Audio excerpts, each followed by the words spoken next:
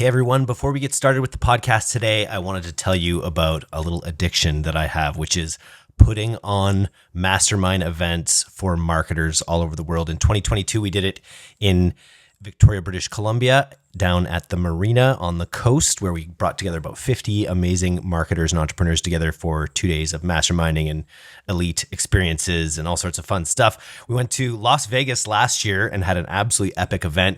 And this year, September 18th and 19th, we're returning to our roots and inviting DTC listeners from around the world to join us in Victoria, British Columbia for 2 days of an absolutely incredible experience. We're bringing together some speakers from the past and a lot of new ones, including Andrew Wilkinson, international business icon from Tiny. We've got Nick Shackelford to tell us all about his Breeze story, as well as Kevin Gould from Glamnetic about his $50 million year and what's come after that, as well as Brock Mamoser from Frostbuddy. Really excited about his talk on TikTok Shops and how he's grown to a $30 million brand.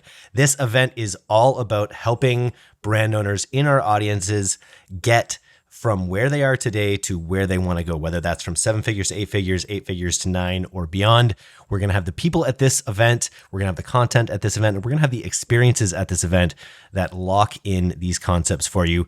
Best case in point is one of our speakers, Drew Archiolo, who's coming from Victory Gear, who came to our event in 2022, took a notebook full of notes on all of the talks and all the connections that he made, went out and turned Victory Gear from a middling, unprofitable 7-figure brand to a profitable $20 million powerhouse just 2 years later.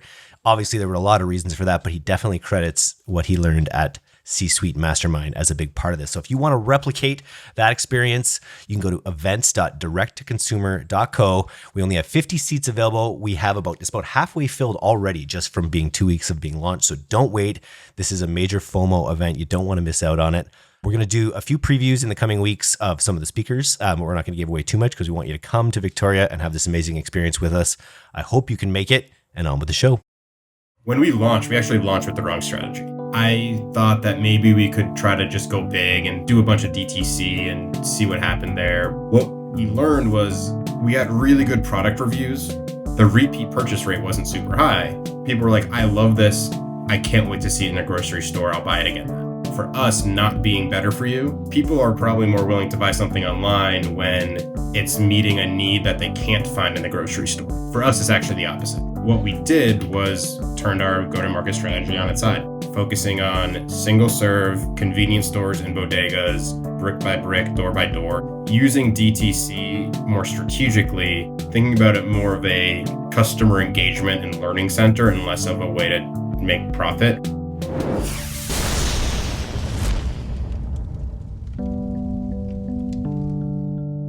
Wondering what 100 influencers talking about your brand could do to your bottom line? Meet Sorrel, the influencer platform that brands are using to get a 5 to 7x median ROAS on their influencer spend.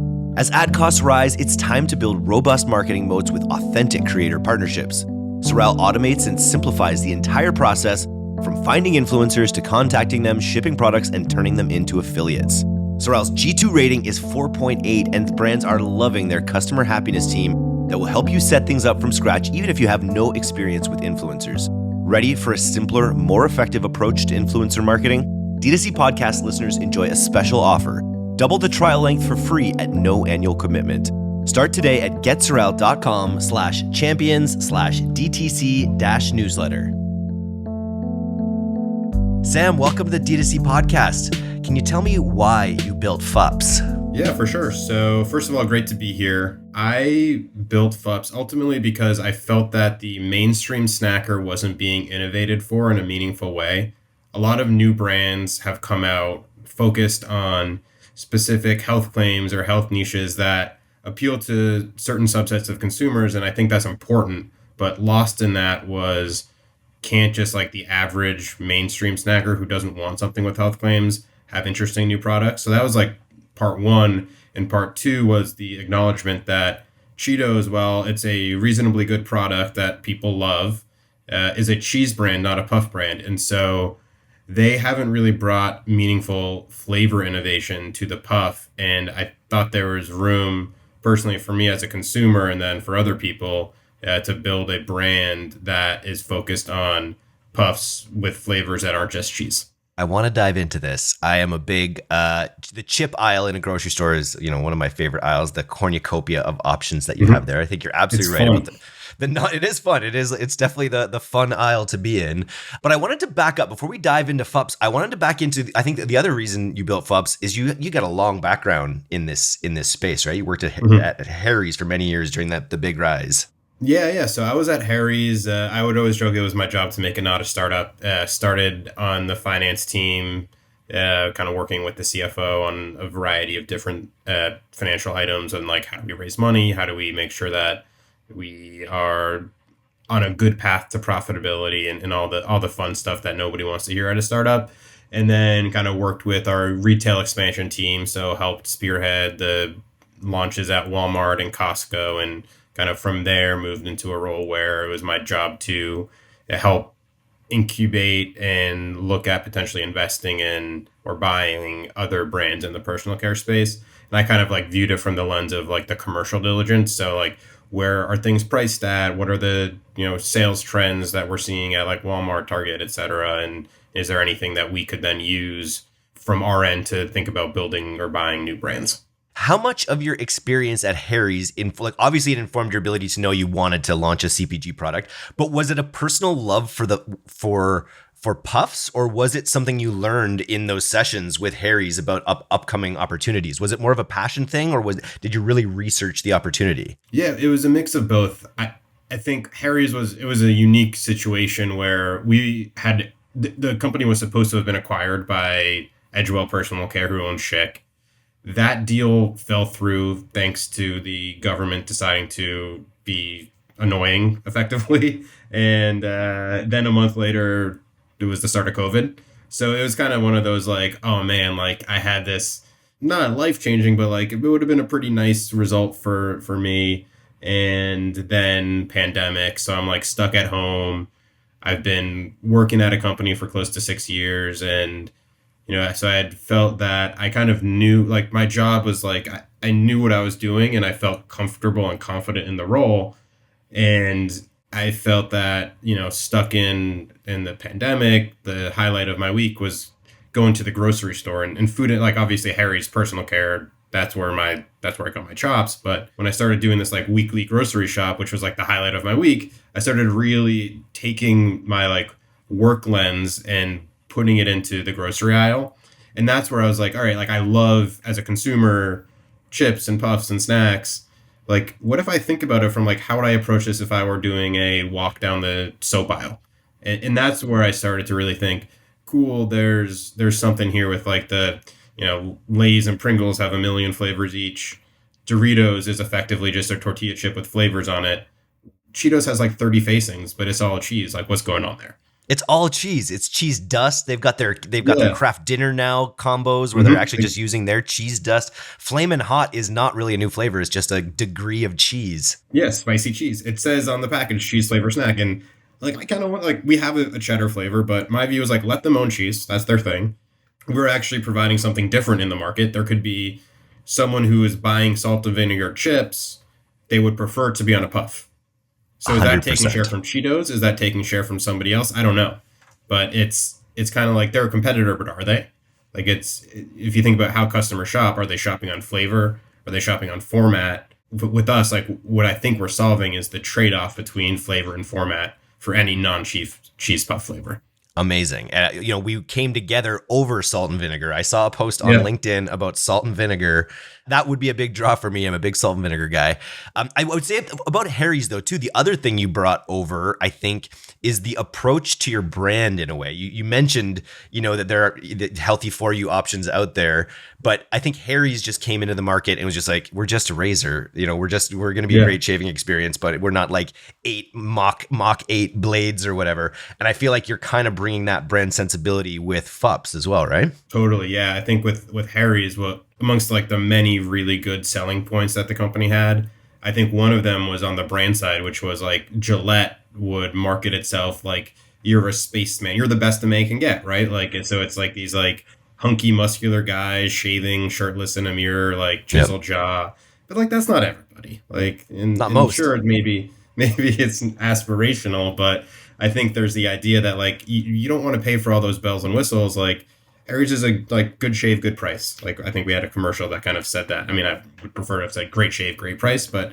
it's one of those like it's just a simple, no frills, like well designed brand that, to me, like that's as a millennial, like that's what appeals to me. And so when I started looking at how I would brand Ffups, I was very much like keep it simple.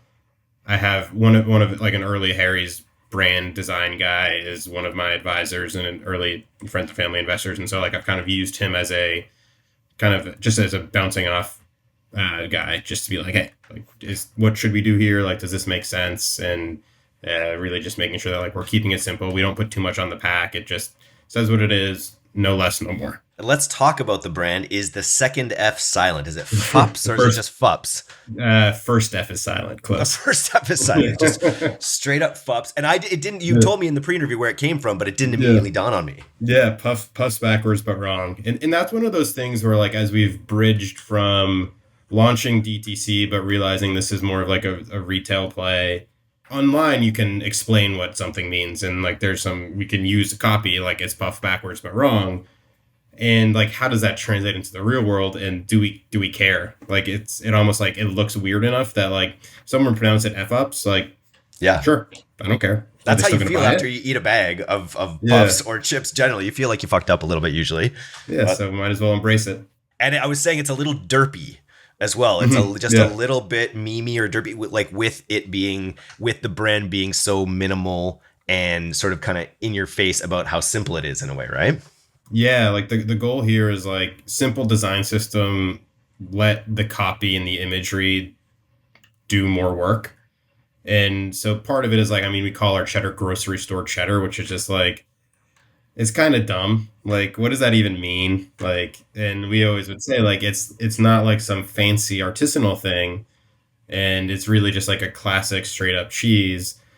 And even just like talking to grocery buyers about it, like it's kind of like sometimes they'll be like, oh, like we actually like feel like that would do really well. I'm like, yeah, like maybe, but like, is that really what your customer wants, or is that what you want your customer to want?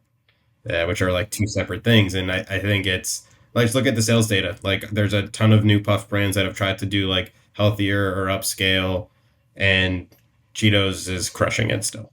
So maybe it's time to like take a different brand approach. Like, don't take yourself too seriously. Yeah, I think the brand does that extremely well. What's your top seller? What's your top selling puff? Is it cheddar? I would say this depends on the channel. We see success with sour cream and onion. That's been doing pretty well for us. I mean, cheddar is definitely like it. It's either that. I mean, cinnamon sells pretty well. It depends on the channel. That's probably our best tasting one in my mind. And then salt and vinegar, it's tough because it's also like it's what's our distributor, like what are they taking?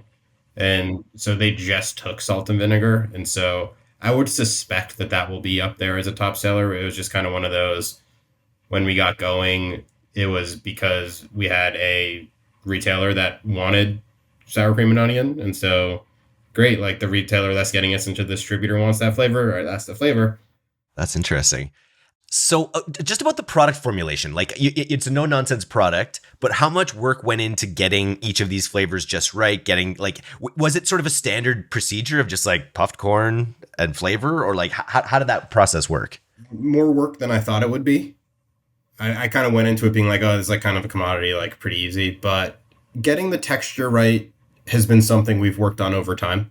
I think there's a lot that goes into it. Some of it is art, some of it is science, but really making sure that like it is the perfect balance between crunchy and fluffy and airy. And so like it's a constant iteration. And sometimes I'll have a customer say like, oh wow, like this new batch you just had was like the best I've ever had. I've had someone come back and say, like 6 months ago I liked the product more. So it's kind of like fine tuning it and getting it right on the texture side. On the flavor side, it was a good amount of work that went into it. Like we started with customer data. So I did a survey, like what flavors would you like to see on a puff? Number one, validate, do people want more flavors on a puff? And then secondly, like if they do, what should they be? We had 10 that were like of reasonable interest. 2 of them I was like, I don't want to do that. Like I just wasn't interested in this flavor. So like What executive flavors? privilege. What flavors are you anti? There was basically like a second cheese. I was like, we're just gonna do one Okay. cheese. So like I didn't want to do garlic parm, and then there was, which maybe I would actually do now. I also haven't had lunch, so I'm just hungry. Yeah. And then there was a cookies and cream that I Okay. just like. I thought it was interesting, but I was more interested in doing s'mores, which turned into hot chocolate, which is now going to turn back into cookies and cream. So everything comes full circle. Oh, interesting. And then, so yeah, we took those like 8 finalists, sampled them, and then kind of whittled that down to 5 with like the thought that we wanted to do 3 savory, 2 sweet to launch. Ended up launching with salt and vinegar, sour cream and onion, cheddar, cinnamon, and hot chocolate, which I mentioned. And then hot chocolate was a weird one. Like I thought it tasted really good. I think market feedback was more, this is good, but like it's hard to convince someone to buy a chocolate puff because it's just the association. And maybe we could have put in a little bit of salt, and like it could have been more of like a salted hot chocolate. I think it would have been, well, would tasted better. But interestingly, we're doing a bunch of innovation now on flavors, and not to get too into the weeds, but there's 2 ways you can flavor a puff. You can spray some oil and then spray some seasoning on it, so you have like the dust. The second way is you actually like infuse the oil with liquid seasoning. Oh, So interesting. what we're gonna do is keep with our hot chocolate dust, put a little bit of salt in there, and then do some liquid cookies and cream seasoning to kind of create just an elevated hot chocolate. Haven't That's an tried it yet, elevated but puff right there. I do like getting into the weeds on puff science. I think that's yeah, because you can't go all liquid because you need to have the right. You dust need the build up. stuff, and I think the challenge we found with the chocolate one was to overpower like the base corn taste. It's pretty flavorless, but to actually have like meaningful chocolate taste, you need a lot of the dust, and we just Mm, like couldn't get that quite right. And so I'm interesting. thinking with like the double approach, we'll see. And then we're gonna start doing that with all of our flavors too, just like adding that liquid seasoning component because that also helps with like the smell and the aroma when you open the bag. Part of the whole experience. Yeah. Can you describe your go-to-market strategy and then give us an update as to like where you're at with it now?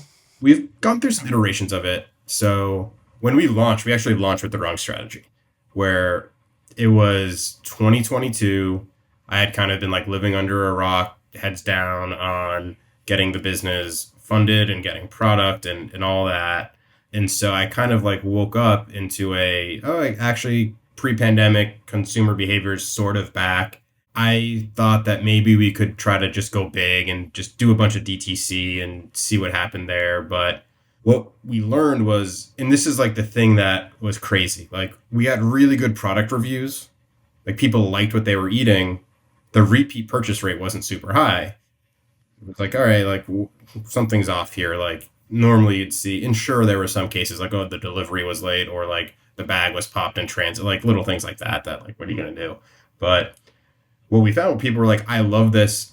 I can't wait to see it in a grocery store. I'll buy it again then. And so that's where it's like, again, for us not being better for you, people are probably more willing to buy something online when it's meeting a need that they can't find in the grocery store because it's too niche. For us, it's actually the opposite. So what we did was we just turned our go-to-market strategy on its side. So effectively today, what we're doing is focusing on single serve in convenience stores and bodegas, like loosely like Northeast, East Coast ish, and just starting to build like brick by brick, door by door. So we've got up to say like 150 doors. We were starting to get new distributors onboarded, more trade shows, like all of that, just like basic commerce, blocking and tackling, using DTC more strategically to be more of a let's learn from customers, let's test things out, let's see, hey, should we do a barbecue flavor? And if we do, like, what is the consumer interest there? And kind of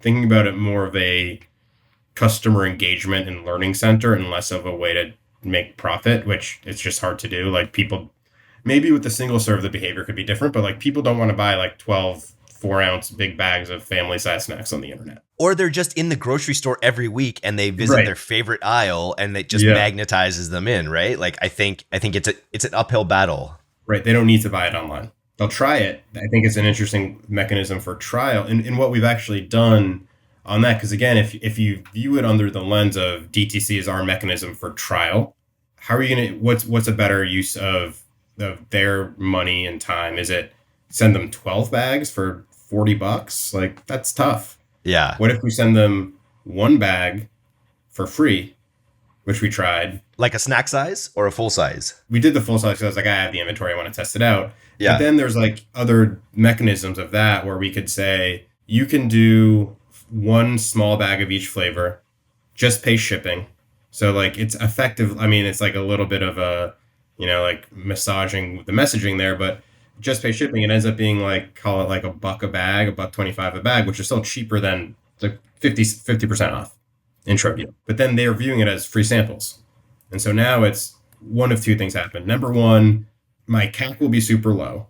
Like it might cost me $3 to effectively get someone to try it and to capture their email. That's not that bad. Like in the context of, we know the product is good. Now we own this customer relationship. We can shoot them to Amazon. We can get them to buy things from us. We can push them to a store, like based on knowing where they live and where we have distribution. So like, that's where I see DTC going for us, which is really like, maybe it wasn't the right go-to-market strategy for our primary sales channel, but I think as a primary customer channel, I think it's kind of where we can see it evolving. And you said it, like, I think a support channel that's geo-targeted to where your retail presence is, so you can drive them to that experience from the sample. That's fantastic. Yeah, and I think, like a Halloween sampler pack or something, I'm just wondering about, is shipping like a nightmare for things that sort of disintegrate naturally? Yeah, the shipping costs were a little nuts. They're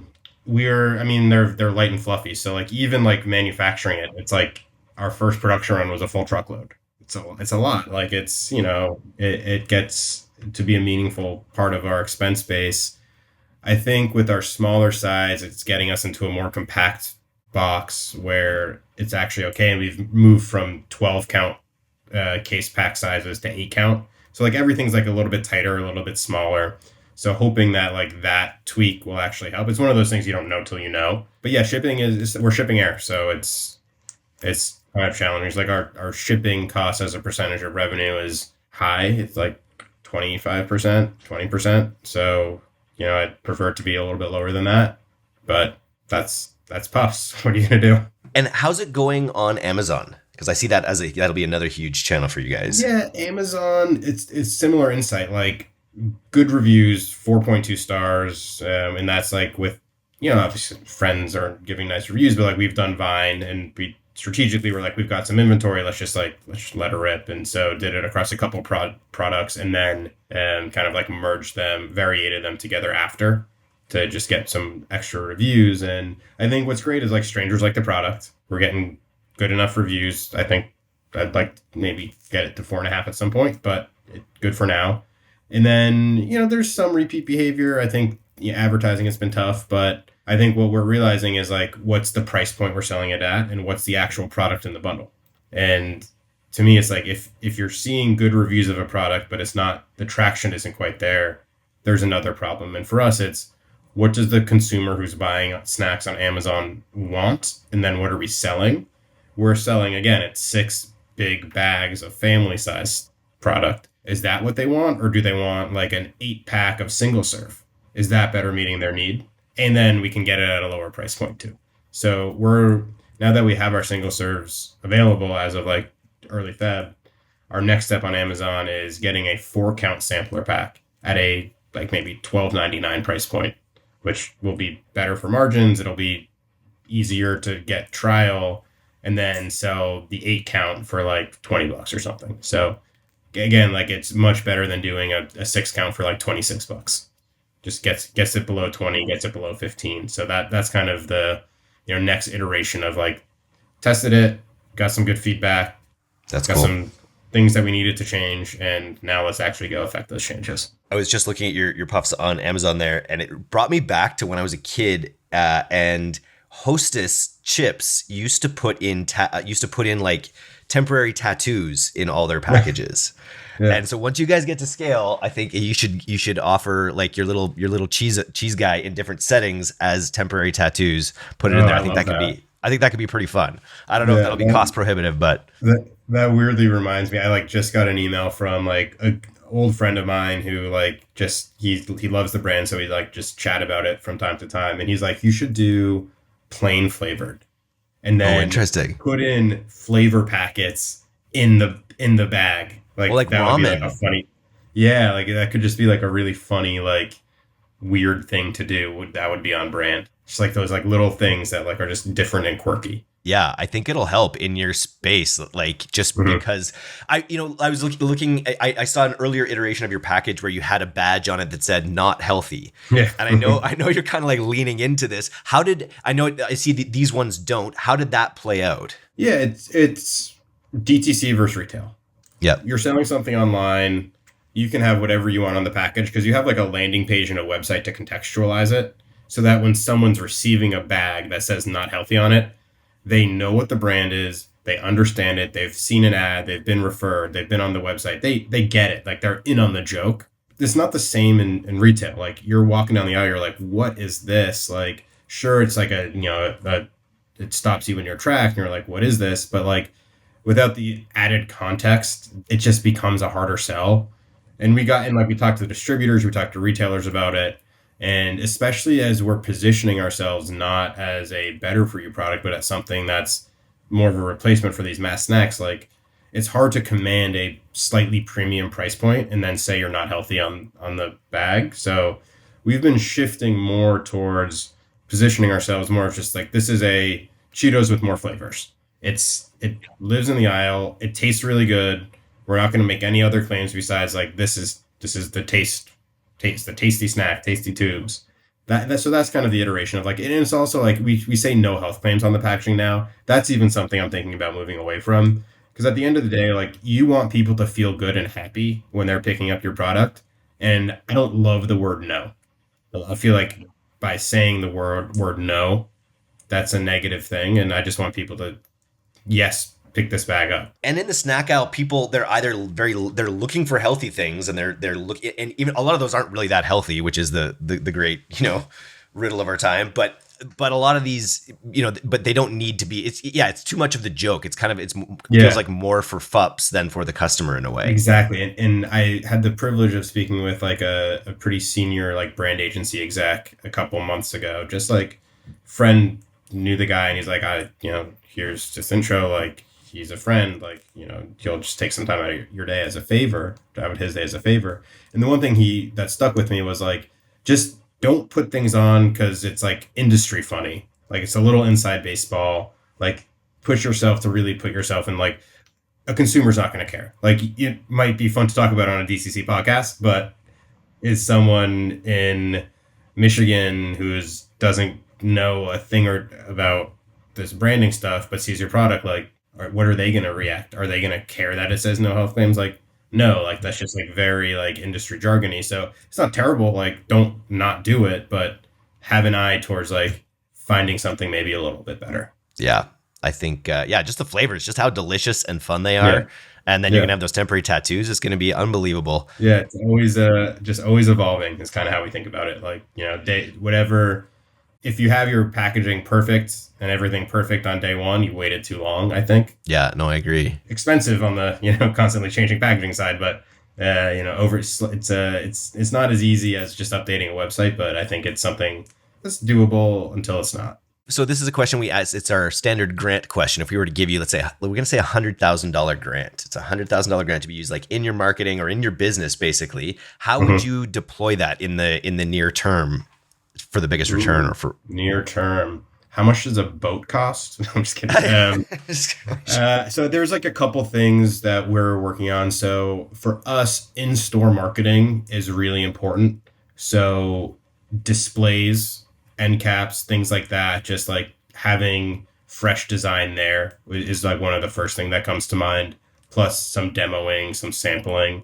There's a couple like IRL meets DTC activations that I've kind of been thinking about, which is, like trade in your bag of chips for a bag of Ffups, donate it to a food, like, one of those types of things that I think could be just a really good way to get people to, number one, it's like, good for society. And then secondly, it's get people sampling the product. I think that's kind of like what I want to spend and any dollar that I'm spending on marketing I want it to be really more focused on sampling. And then, that obviously it helps us with the retail expansion too. I think we're being a little bit more methodical and mindful with a little bit more capital at our disposal. I think that helps us be a little bit more aggressive with our offers to get on shelf, like whether it's in the form of free fills, whether it's in the form of slotting fees, or just getting involved with marketing at the retailer level. Like that's something that we're very thoughtful and careful about now. And not that we wouldn't be thoughtful with more capital. We would be able to just increase our consideration set. So that's kind of like how I think about it. Definitely marketing, but more targeted on like, how is this actually, like more bottom funnel, like in the moment, how are you getting someone to actually try the product? It's funny. We just this week we had Mark Zuckerberg come out with his UGC for his Quest headset versus Apple Vision Pro. And I saw the commentary that like now founders really have no excuse like not to like be making content about their products in a way. Like if Mark Zuckerberg's willing to do it, like we should be willing to do it. And I feel like have you experimented at all with content on TikTok or Reels or whatever? Like I feel like there's opportunity with CPG's products specifically to leverage like whether it's tasting situations or man on street type situations. When you've got a product that's so like delightful for people, I feel like there's an opportunity to do social content in that vein. Have you thought of anything around that? Yeah, man on the street is something we've been thinking about for a while. I've always thought that like it's maybe too late, but I could be wrong. Like maybe that stuff still plays, but like I'm just like such a ops finance brain guy that I've just always viewed like by the time a trend has made its way to me, it's probably too late. But name 5 Cheetos flavors for $500, and people are like, it's only cheese, and you're like, hey, wouldn't you like the? Yeah, no, that's actually right there. Stealing that, borrowing that idea. Well, it's all yours. It's a gift. Yeah, for sure. Like there's part of it is just like a time. Like I've been a little bit, in the weeds on, product and all that, and it's cold in New York, but that's never an excuse. But yeah, like I think part of where I'm spending a lot more of my time these days is actually just going to stores and knowing that, especially in Manhattan, like our distributors got like 200 doors that they serve in Manhattan.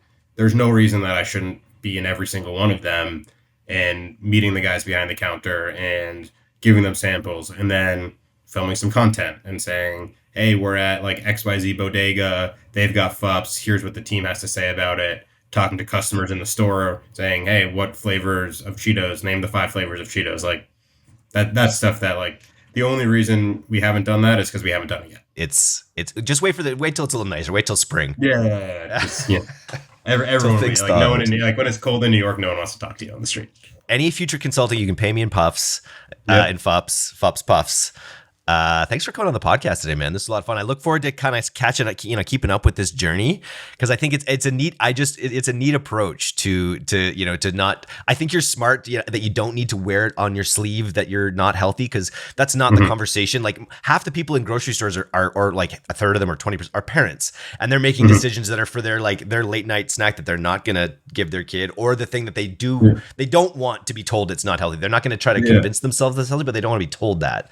Yeah. Or the third rail of that is they want their kids to think they're cool. So it's like, junk food for you. That's why I do this podcast. My daughter thinks these free samples are so cool. So I know we can't get them to Canada yet, but when you do crack Canada, we'll be in Ffups heaven.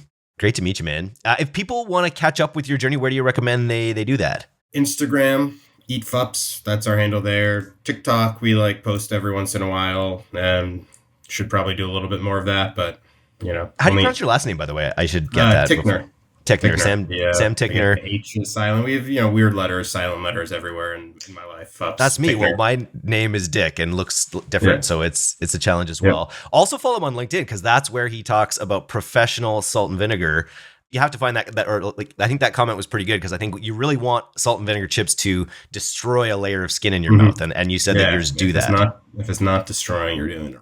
That's kind of like puffs too, because puffs are a little bit abrasive. They're kind of like abrasive as you chew them. So it's like I was saying, it's like the chew that has iron filings in it. It really gets in there. The flavor really gets in. Love that. Nice, man. Well, great to meet, and we'll stay in touch.